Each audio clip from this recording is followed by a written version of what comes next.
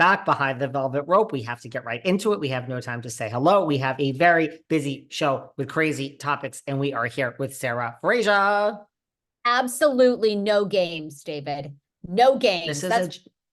That's what he says to me, you guys, when he calls me and he wants something and he means business. He goes, no games.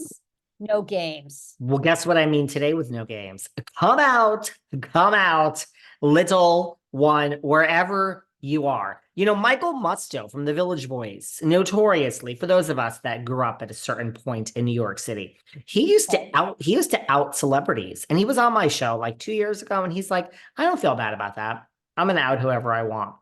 Really? So wait, because Perez Hilton notoriously did that and then feels very guilty. Michael Musto didn't really, and now mind you, he was outing Rosie. He's like, I'm outing Queen Latifah again here today on your podcast. Come out wherever you are, Queen Latifah. So he doesn't feel bad. You know, he like outed Jodie Foster back in the day before she was out. So I don't know. Everyone's gonna come for me. Yeah, it's Michael Musto.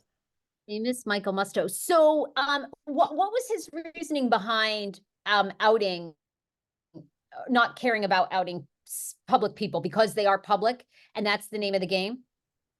Now, of course, the woke mob is going to come for us here. So I better just figure out. I don't know. We have to go back and listen. Yeah. Right. When do they not? We as a gay man, how dare you? Shut the fuck up. I'm tired. We have to go back and listen to my chat with Michael Musto, but he had some, mind you, on my show, he was still outing Queen Latifah. He's like, I don't give a fuck. Queen Latifah, come out. Well, I'm just going to say Kyle Richards just fucking, rumor is, you saw this thing from last week. Rumor is her and Morgan have a deal. God knows, People, us, and God knows what magazine. I assume People. God knows how much money. Yeah. And apparently they're on the verge of having a magazine cover, and they're going to come out. Can I just tell you, I think it's going to be good. I can't wait. I think that Bravo. I think everyone's in on it. Like, just keep it quiet. Listen, if we could film an entire, like I have a whole new outlook on everything. If we could film an entire season of Salt Lake City Housewives. Oh yeah, we're going to watch that video in a second. And no, it did not, a production, nobody leaked that Monica Garcia was a reality avantees. I think, that's almost unbelievable how that didn't leak. I think almost anything is possible. I think when they picked cameras back up and we saw the scene, and I just think Andy, producers, I think enough people know for sure. And they're like, please just keep it quiet till after the reunion.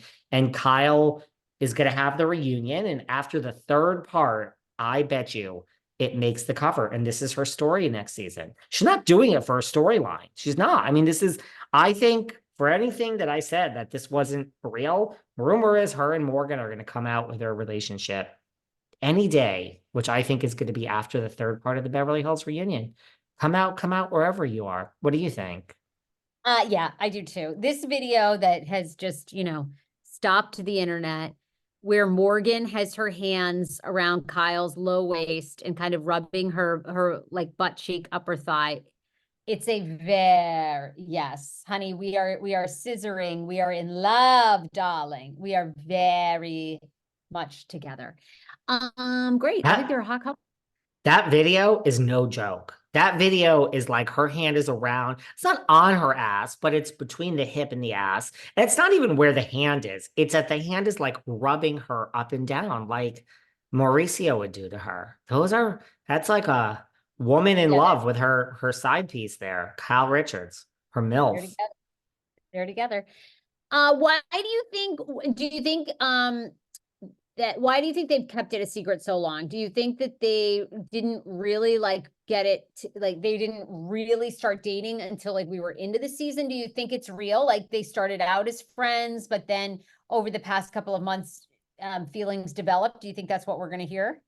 Well, I think when they picked up cameras, because we saw how the season ended and we had that last 15 minutes that, I mean, the most uncomfortable scene with the daughters and Kyle and Mauricio. And then we had that other scene where she looks at the camera and she's implying Mauricio cheated. I think it was going on then. I just think they're like, it's not the story we're telling. We have to first like basically end your marriage to Mauricio. We picked cameras back. I almost think they're two separate things. We have to, and look at, I don't think this marriage really, in my personal opinion, I don't think it's over because of Morgan. I think it's over more because of her friend and like she took stock of her life. And, if you go back and watch, there's so many signs that are there that they weren't on the same page, and hindsight's 2020. I think it was fizzled anyway, but I just think they're like, that's what this season is. Our story is your marriage fizzling, telling the girls we're picking cameras back up. And next season, which Kyle wasn't going to be fired anyway, next season, it's going to be about you and Morgan. Morgan's coming to Beverly Hills. She's coming Okay, but to Beverly Hills. we go, this is a little of my issue with Kyle. We go back and forth, back and forth.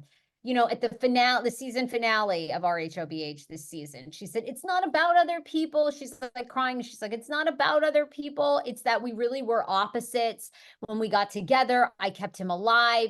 He actually got me to take any risk at all. And basically makes it sound like they just have grown apart, right? Because they're of different things.